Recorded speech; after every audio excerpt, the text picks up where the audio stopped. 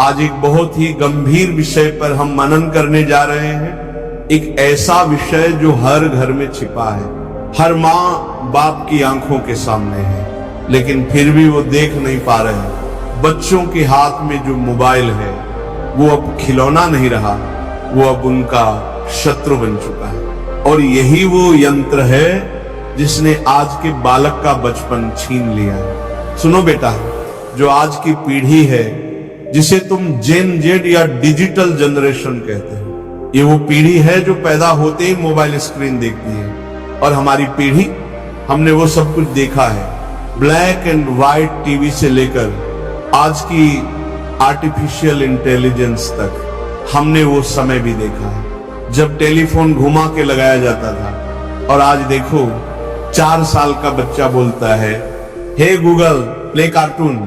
ये तकनीक तो वरदान है बेटा, पर जब किसी चीज की मर्यादा टूट जाती है तब वही वरदान अभिशाप बन जाता है।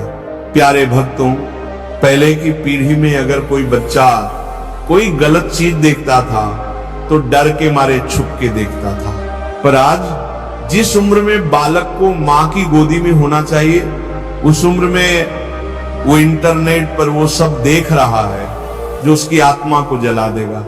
अब तो बच्चे अखबार को भी मोबाइल की तरह स्वाइप करने लग गए हैं। क्यों?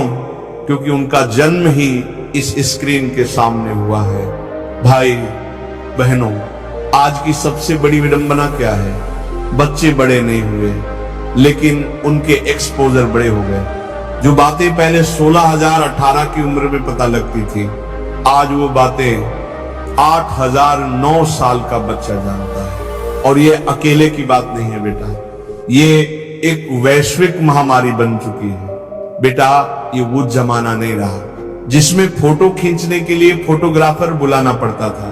अब हर हाथ में कैमरा है, हर आंख में स्कैनर है और हर मोबाइल में ब्रह्मास्त्र है। तो क्या करें? मारो मत, डांटो मत, बच्चे से दोस्ती करो, उसके साथ बैठो, उससे बात करो, उसे समझाओ कि तू चाहे जो कर ले बेटा, तेरा सबसे बड़ा रक्षक तेरा माँ बाप ही है।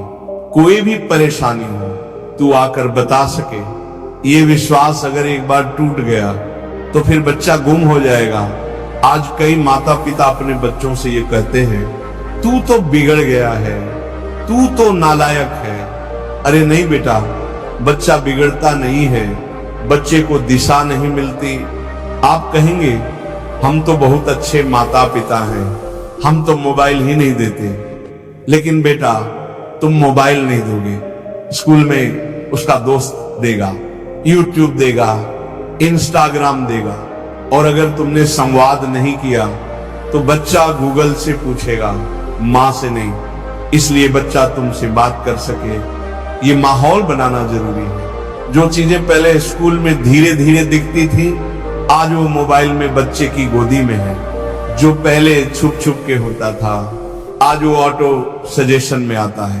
भक्तों, हमने तो भगवान का नाम सुनकर बड़े हुए थे।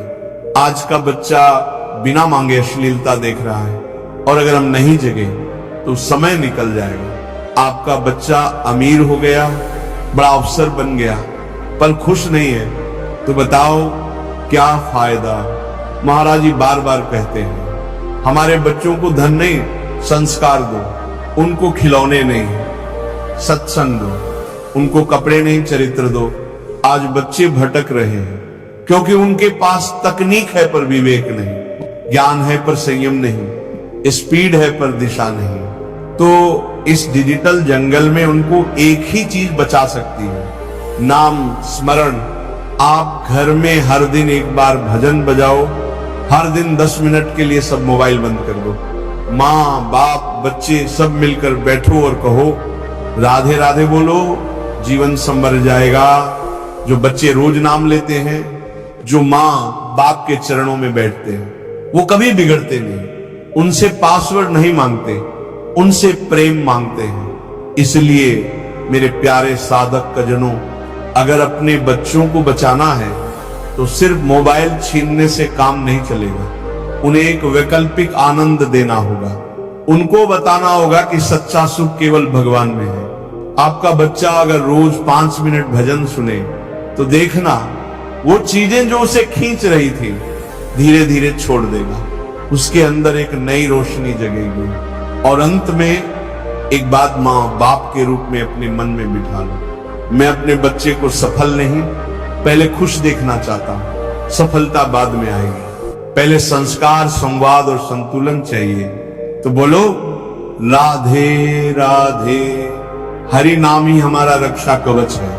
बच्चों को संस्कार दो, वरना मोबाइल उन्हें निगल जाएगा।